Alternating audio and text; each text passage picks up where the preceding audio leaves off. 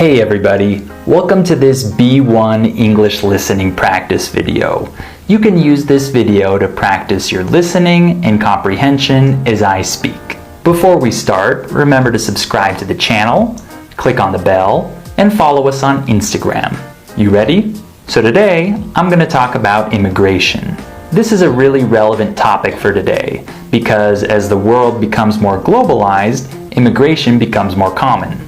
Nowadays, more and more people are considering immigrating abroad for different reasons. Some people leave the country looking for a better job, some people are looking for a safer environment, and some simply want a change of scenery. All in all, there are a plethora of reasons one might choose to immigrate. I personally have lived abroad for almost 4 years, and so I too have had a lot of experience with immigration. So let's talk about the pros of immigrating to another country, and then we'll talk about the cons as well. So the first positive that comes to mind is the cultural experience. Forcing yourself out of your comfort zone can always bring benefits, regardless of how difficult it is for you. Before I moved abroad, I still hadn't broken out of my shell, so to say. But once I started my life in a foreign country, my horizons expanded. I made new friends, I tried new activities, and I spoke a new language. Granted, it's not easy to make all these changes, but it's such a great learning experience. You discover all kinds of new things along the way, especially about yourself. You realize what things about your life you really value and what things you're willing to change. Okay, another positive about immigrating to a new country is that it can sometimes provide you with more career opportunities. I've had tons of students who moved abroad because they have the opportunity to grow in their career and earn more money to support their family. In some countries, salaries are low or the currency isn't strong, and so it might make sense economically for people to move somewhere else. One last positive thing about immigrating is that it gives you a chance to learn a new language. When you're forced to speak a foreign language to do all the things that you need to do, you learn a lot faster. It's definitely stressful, but it could be that last piece of the puzzle that you need in order to master a language. For example, my Spanish improved a ton after I moved to Mexico. Alright, now let's talk about some cons of moving abroad. The absolute worst thing about immigrating is that you're probably leaving loved ones behind.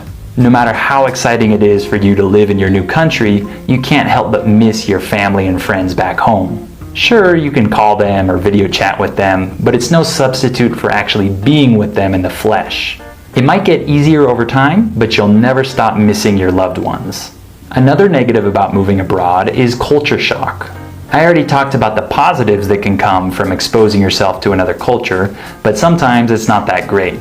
Regardless of how interested you are in a foreign culture, you'll never adopt 100% of their values and norms. Heck, we don't even agree with 100% of our own culture's values.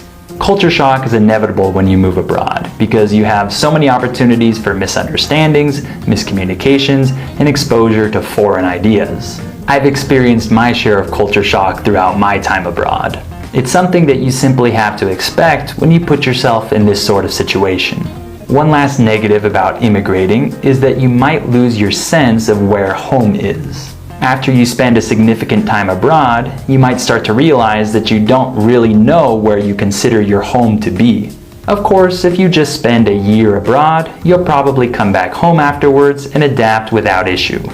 But if you live abroad for multiple years, you might find that when you return back to your home country, you experience reverse culture shock. The things that used to be normal for you are now foreign.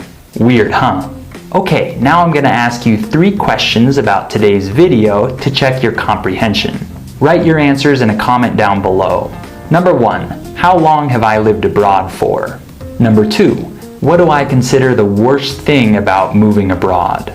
And number 3, what might happen to you if you return home after having lived abroad for many years? Alright, before we go, remember to subscribe to the channel, click on the bell, and follow us on Instagram for more English tips and lessons. I'll see you next time.